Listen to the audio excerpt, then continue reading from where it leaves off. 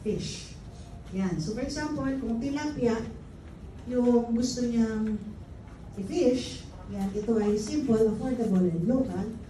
Yan. Pag tuna naman, dahil yung tuna, mahirap yan hulihin, premium, specialized, targeted. So yung bait ng tilapia, mostly rice grains, breadcrumbs, tsaka madali lang kasi mahanap ang mga tilapia. Yan. Tapos, hindi mo kailangan ng hard skills or expert skills as a fisherman. Pero kung tuna, ang iyong huhulihin, yan,